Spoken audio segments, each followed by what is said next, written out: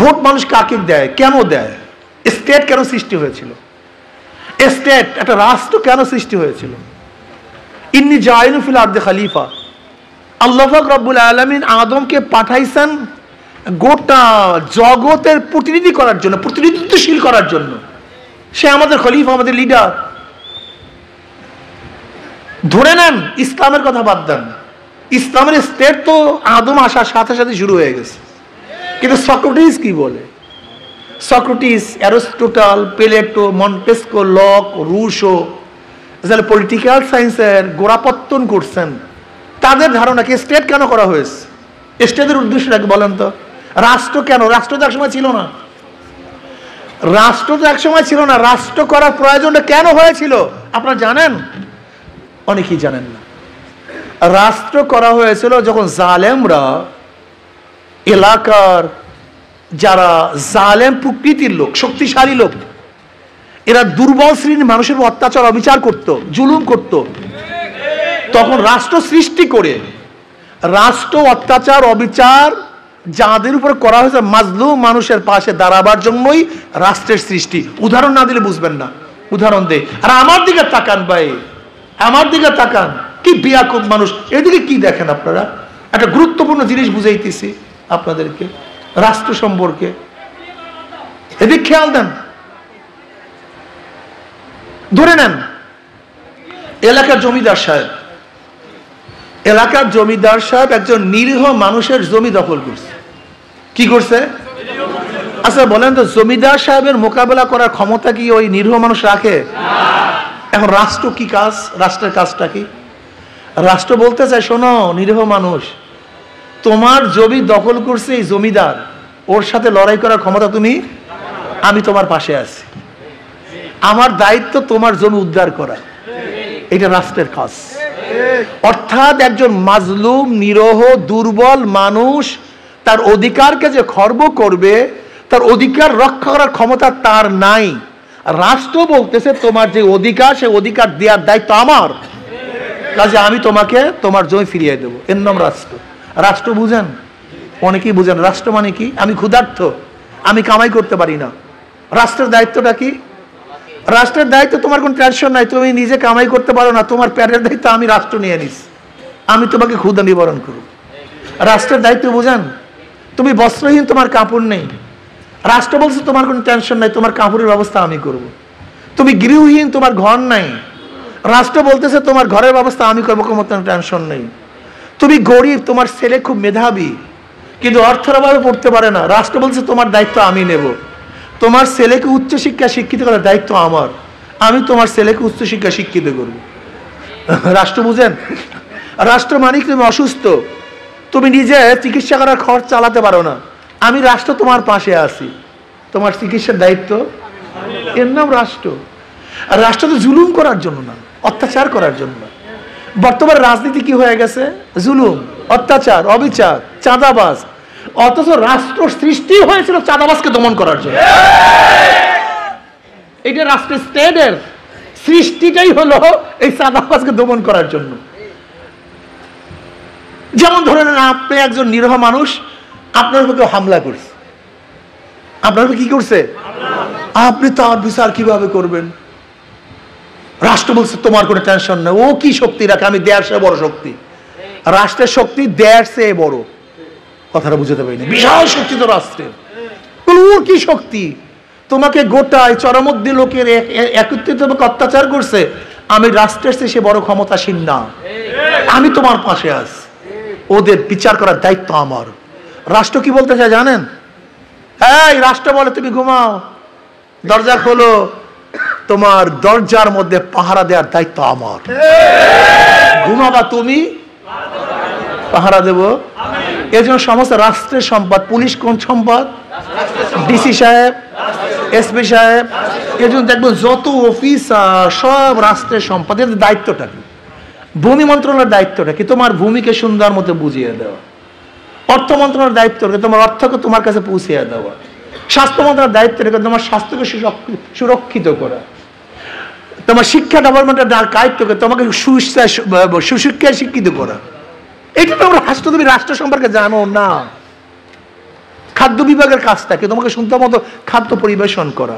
ভোক্তা অধিকারের দায়িত্বটা কি? তোমার কোনো ভেজালমুক্ত খাদ্য, ভেজালযুক্ত খাদ্য যেন খাওয়াতে না পারে এই ব্যবস্থা গ্রহণ করা।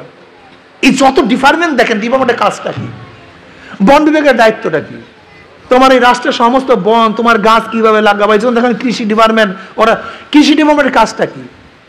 ওর তোমার দ্বারে দ্বারে আসতে হবে, এই কৃষক তোমার কি লাগবে, তোমার জমির কি অবস্থা। অথচ আমাদের খোঁজ করতে হয় কৃষি ডিপার্টমেন্টের। আসলে খোঁজ করার কথা না, বরং কৃষি ডিপার্টমেন্ট কৃষকের খোঁজ দেওয়ার কথা ছিল, কিন্তু রাষ্ট্রের গ্যাঞ্জাম হওয়ার কারণে কিছু পারছি না, এটা নরমাল হয়ে গেছে। কথাটা বুঝতে পেরে এখন মনে কি করেন যে আমি রাষ্ট্রের দায়িত্বটা বুঝাতে পারছি তো? অর্থাৎ একজন জনগণের যত বিষয়ের প্রয়োজন, যত কিছুর প্রয়োজন, সব কিছু সমস্যার সমাধান দেওয়ার দায়িত্ব কার? রাষ্ট্র। আচ্ছা বলেন তো, এখন রাষ্ট্রের যে জিম্মাদার হবেন, যে পরিচালক হবেন, সে যদি চোর হয়, তা গোটা রাষ্ট্র কি হবে? মাশাআল্লাহ, দুর্নীতিবাজ হয়, ডাকাত হয়, ধর্ষক হয়, সাদাবাজ হয়, জালেম হয়। ক্লিয়ার বুঝতে পারছেন? হ্যাঁ, আমি তোমাকে ভোট দিয়েছিলাম আমার নিরাপত্তার জন্য, আমার সমস্ত কিছু প্রয়োজন মিটাবার জন্য, কিন্তু আমি ভোট দিয়ে কি পাইছি? কি? তুমি বেয়াকুব, আস্তা আস্তা। তুমি ভোটার না, তুমি একটা বেয়াকুব, তুমি জানোয়ারের চেয়ে বড় বেয়াকুব। তুমি জানোই না রাষ্ট্র কি জিনিস। এই রাষ্ট্র আমাদের থেকে খাজনা নেয়, ট্যাক্স নেয়, ভ্যাট নেয়, কারণটা কি? আমাদের পিছনে খরচ করার জন্য। রাষ্ট্রের কাজটা কি? তুমি রাস্তা দিয়ে হাঁটবা, এই রাস্তা ভাঙ্গা, আমার দায়িত্ব কি? কন্ত দেখছেন, আমার জনগণ এখান থেকে ফ্রেশ ভাবে হাঁটবে, কোনো টেনশন নেই, ছাঁ ছাঁ করে চলবে, এটাই রাষ্ট্রের দায়িত্ব। অথচ আমি কি করি? রাস্তা থেকে চুরি করি, বড় যা করে তার থেকে চুরি করি। এটা চুরি করা তোমার দায়িত্ব ছিল না, আমার তোমার বরাদ্দ তোমার কাছে পৌঁছে দেওয়ার দায়িত্ব ছিল। কিন্তু আপনাদের এই সব সমস্যা, আপনাদের এই সব সমস্যা কাদের? এই সব ভোটারদের সব সমস্যা। এই গ্যাঞ্জাম এখানে লাগছে। সরিষার মধ্যে ভূত পাইছে, যদি সরিষার মধ্যে ভূত থাকে, সেই ভূত দিয়া, সেই সরিষা দিয়ে কি ভূত সারানো যায়? এই জনগণকে ভূতে পাইছে। আচ্ছা বলেন তো, 2 নম্বর জমি থেকে 1 নম্বর ফসল হয়? হ্যাঁ, 2 নম্বর কাছে 1 নম্বর ফল হয়? 2 নম্বর উস্তাদের কাছে 1 নম্বর ছাত্র হয়? 2 নম্বর নেতার কাছে? 2 নম্বর নেতার কাছে দেশ কোনোদিন 1 নম্বর হতে পারে না। বোকা তোমরা, আস্থা বোকা মানুষ। 2 নম্বর লিডারের কাছে দেশ কোনোদিন 1 নম্বর হতে পারে? দেখেন, ওসি সাহেব পরিবর্তন হয়, ঘুষ সাহেব, ডিসি সাহেব পরিবর্তন হয়, দুর্নীতি সাহেব, হে চেয়ারের মধ্যে। তোমাদের অবস্থাটা কি? আমরা কেমন বেয়াকুব? একজনের নাম এ, একজনের নাম বি, একজনের নাম সি। বলো, এ 13 জন চোর।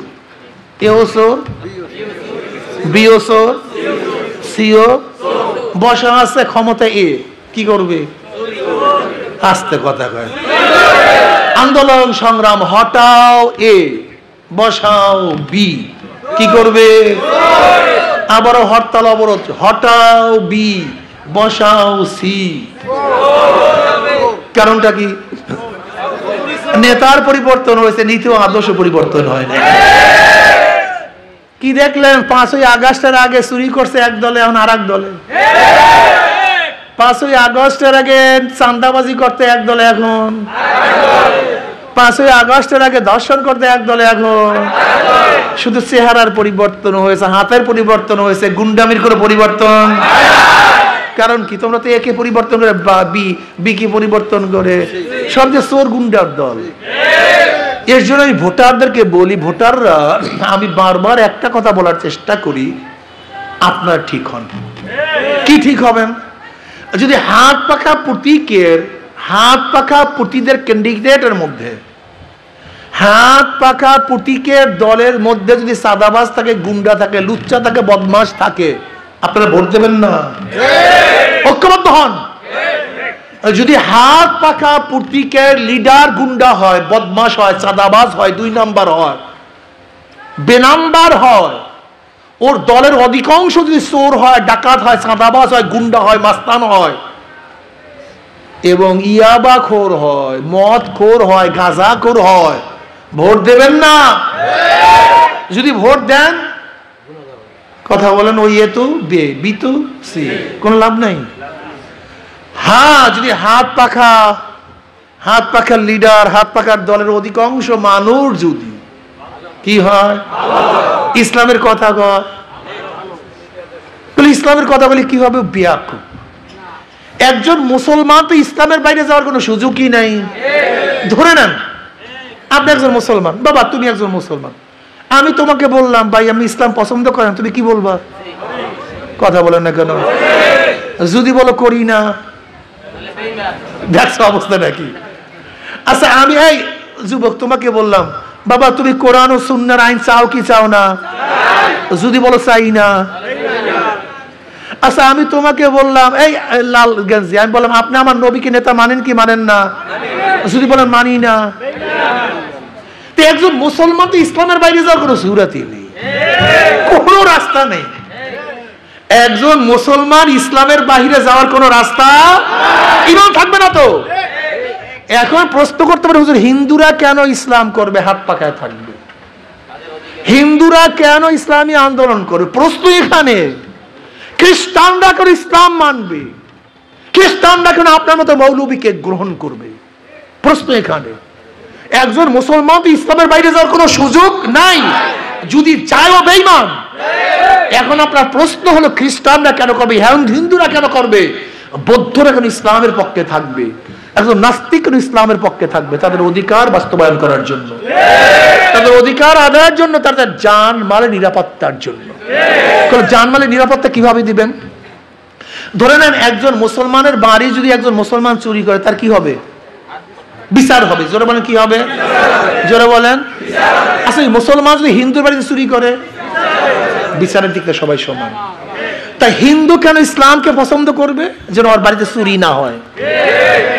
একজন মুসলমান যদি মুসলমান মেয়েদেরকে ধর্ষণ করে, কি হবে? বিচার হবে। আচ্ছা ওই মুসলমানটা যখন হিন্দু মেয়েকে ধর্ষণ করে, এক হবে না ভিন্ন হবে? তার হিন্দু ওর মেয়েকে হেফাজত করার জন্য ইসলাম করবে। ইসলাম যদি আসে তাহলে আমার মেয়ে হেফাজত, আমার ঘর হেফাজত, আমার মাল হেফাজত, আমার জান মালের হেফাজত, আমার ইজ্জতের হেফাজত। একজন হিন্দু কেন ইসলাম করবে?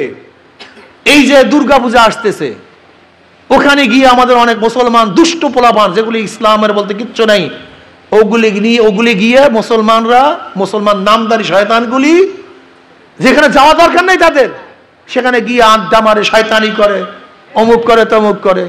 হিন্দু কি বলবে? ইসলাম যদি ক্ষমতা আসে আমি আমার ধর্ম পালন করব, আর কোনো ঝামেলাই নেই, আমি আমার লাকুম দীনুকুম ওয়ালিয়া দীন, তুমি তোমার ধর্ম পালন করো। এটা ইসলাম গ্যারান্টি দিবে যে আমি যেন আমার পূজা আশ্রা, আমার ধর্ম নির্বিঘ্নে পালন করতে পারি, এর জন্য আমি ইসলামকে সাপোর্ট করব। কথাটা বুঝাতে পারছি?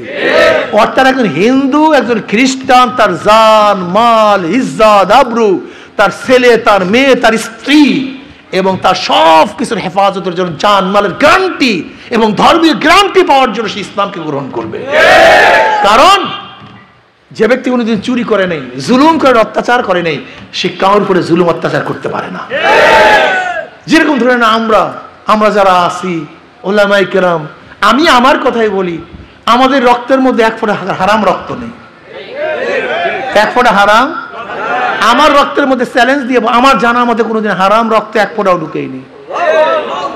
আমি চ্যালেঞ্জ দিয়ে বলতে পারবো আমার বাবার রক্তের মধ্যে এক ফোঁটা হারাম নেই। আমি চ্যালেঞ্জ দিয়ে বলতে পারবো আমার দাদার রক্তের মধ্যে এক ফোঁটা হারাম নেই।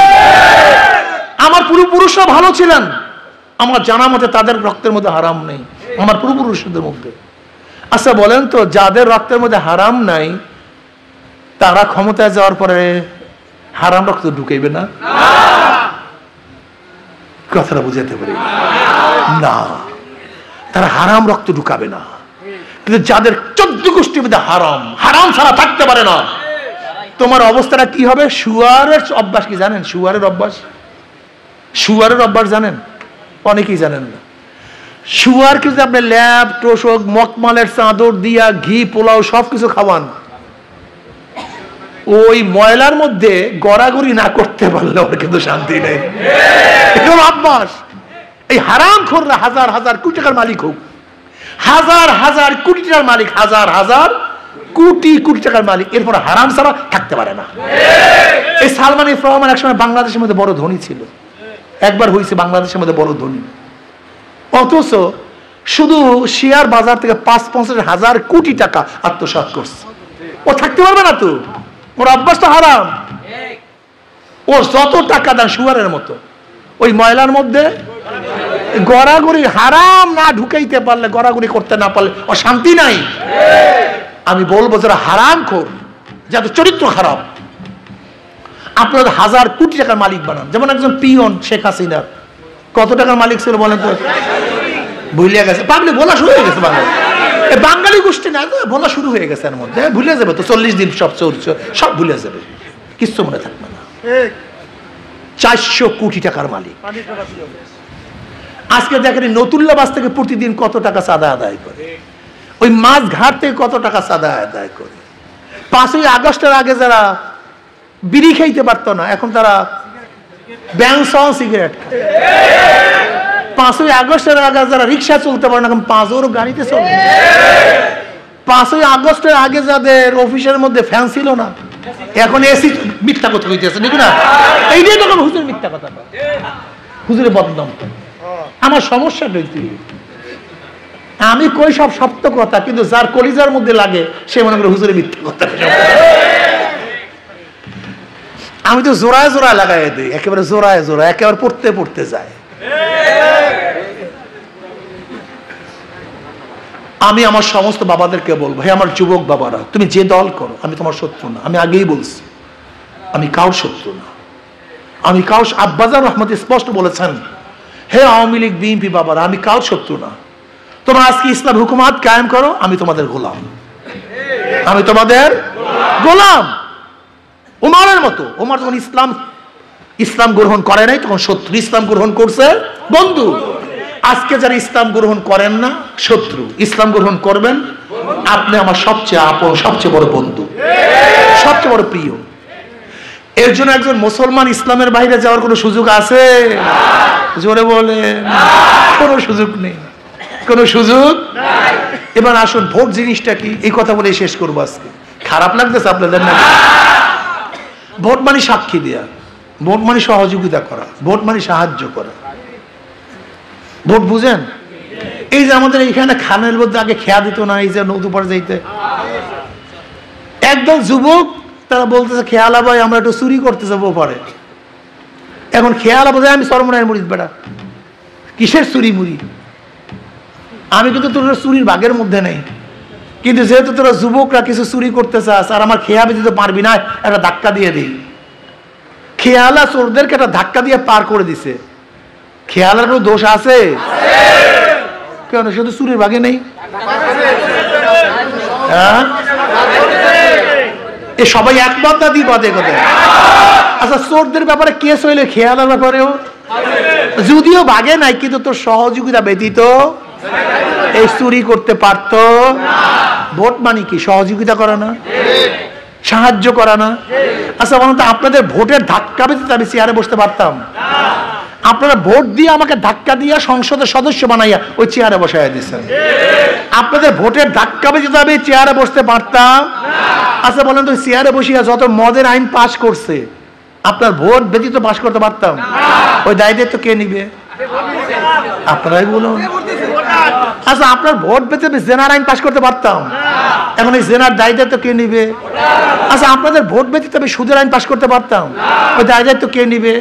আচ্ছা, আপনার ভোট ব্যতীত আমি চুরি করতে পারতাম? এই চুরির দায়িত্ব কে নিবে? এই জন্য কিয়ামতের ময়দানে অনেক মুসল্লি ভোটার কপালের দাগ। কিসের দাগ? সেজদার দাগ। লম্বা লম্বা এই পর্যন্ত দাড়ি, 16 হাত না 22 হাত পাগড়ি, লম্বা লম্বা জামা। দেখবে লক্ষ লক্ষ জেনার গুণা, লক্ষ লক্ষ ব্যারেল মদের গুণা, লক্ষ লক্ষ সুদের গুণা। আল্লাহ, আমি তো চরমনার মুড়ি, শর্ষিনার মুড়ি, ফুরফুরার মুড়ি, জৌনপুরের মুড়ি, আমি তো তবলিগ করতাম। আমি কোনোদিন মহিলার দিকে তাকাই নিয়ে এত গুণা আসলো কোথার থেকে? আল্লাহ বলবেন যাদেরকে ভোট দিয়ে জেনার আইন পাশ করাইছ, তোর ভোট ব্যতীত জেনার আইন পাশ করতে পারতো না। তোর ভোট দিয়ে মদের আইন পাশ করাইছে, আমার বিরুদ্ধে আইন পাশ করছে তোর লোকেরা আমার বিরুদ্ধে আইন পাশ করছে। তোর ভোট ব্যতীত আইন পাশ করতে পারতো না। কাজে যত তোর ভোটের মাধ্যমে আমার কোরআন সুন্নাহর বিরুদ্ধে আইন পাশ করছে, এই সব দায়িত্বই তো তোকেই গ্রহণ করতে হবে। এত সহজ মনে করছেন ভোট? একটা সিল মারছেন 500 টাকা, 1000 টাকা, বাড়ি করিয়া ফেলাইয়ে ফেরেশতারা 1000 টাকা, 5000 টাকা পাইছেন যুবক, চাঁদাবাজি শুরু করছেন, পেটে পাড়া দিয়ে ফেরেশতা সব বের করে ফেলবে, আজকে হোক কালকে হোক। সেই সময় আসতেছে, সেই সময় আসতেছে। এর জন্য আমি অনুরোধ করব আমার যুবক বাবারা, আসো না। যদি বেঈমানরা, বাতিলরা, খ্রিস্টানরা, আমেরিকান পন্থীরা, রাশিয়ান পন্থীরা, ভারত পন্থীরা যদি আজকে আমাদের মুসলমান সন্তানদেরকে ওদের পক্ষে নিয়ে যেতে পারে, তা আমরা কেন আমার মুসলমান সন্তানদেরকে মদিনাওয়ালার পক্ষে আনতে পারবো না? আমার সন্তানদেরকে মদিনাওয়ালার পক্ষে আনতে হবে, ইসলামের পক্ষে আনতে হবে। এর জন্য ইনশাআল্লাহ আজকের থেকে আমাদের প্রত্যেকটা মুসলমান সন্তান, নবীর উম্মতরা, গোটা নবীর উম্মতদেরকে ইসলামের পক্ষে আনার জন্য সবাই রাজি আছেন ইনশাআল্লাহ? সবাই রাজি আছেন ইনশাআল্লাহ? কে কে রাজি আছে? 2 হাত তুলে নারায়ে তাকবীর, 2 হাত, নারায়ে তাকবীর, নারায়ে তাকবীর। আমরা সবাই নবীর সেনা। বসেন, এই স্লোগানে শয়তান দৌড় হবে না। আমি কয়েকটা স্লোগান দেব, শয়তানের কলিজার মধ্যে আঘাত লাগে ইনশাআল্লাহ। দাঁড়াইয়া চোরে হুঙ্কার মারবো। আমি স্লোগান দেব, আল্লাহু আকবারের ধ্বনিতে শয়তান পালাইয়া বঙ্গোপসাগরে চলে যাবে ইনশাআল্লাহ। কি সবাই রেডি তো ইনশাআল্লাহ? আবার বলবেন হুজুর ভাত খাইছি দুপুরে, এখন শক্তি নেই। ইমানি শক্তি বড় শক্তি।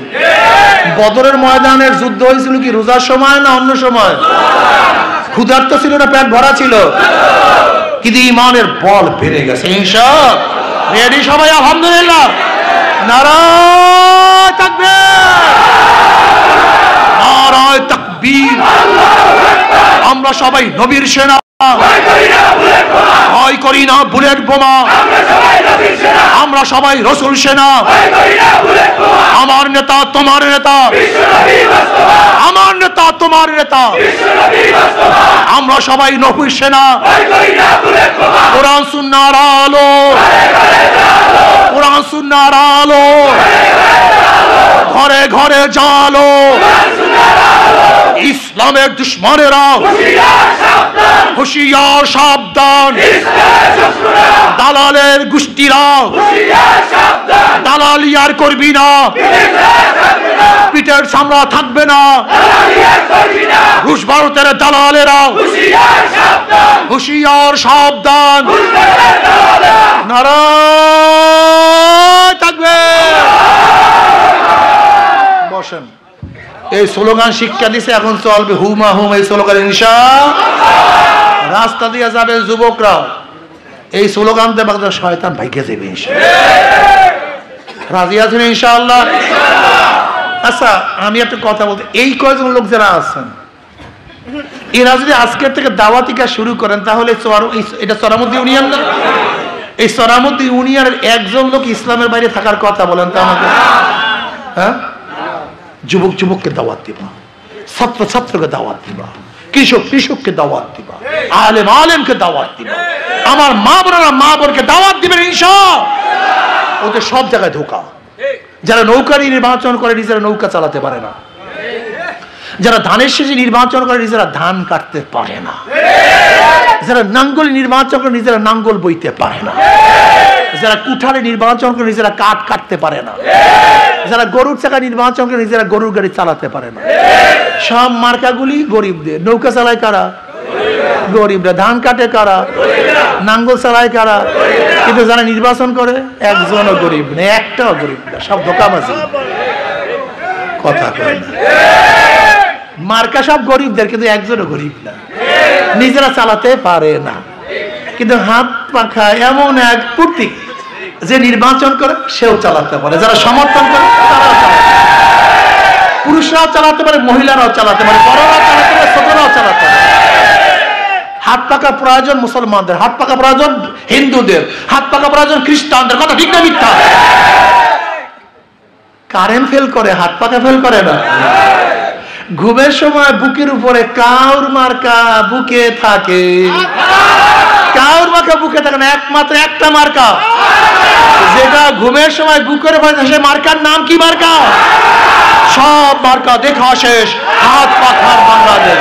সব মার্কা দেখা শেষ, সব মার্কা দেখা শেষ। আশা করি ইনশাআল্লাহ হাত পাকা বিজয় হয়, জাতি বিজয় হবে। হাত পাকা বিজয় হলে এই রাষ্ট্র বিজয় হবে। হাত পাকা বিজয় হলে গরিব শ্রমিক